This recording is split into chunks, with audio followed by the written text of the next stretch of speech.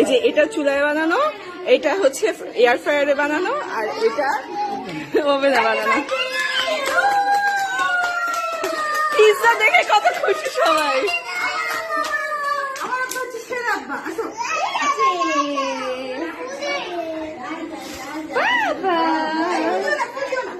যা যা যা যা যা যা, হ্যাপি টু ইউ। আচ্ছা আচ্ছা, আচ্ছা হ্যাপি টু ইউ। আমাদের 3টা পিৎজা বানানো শেষ।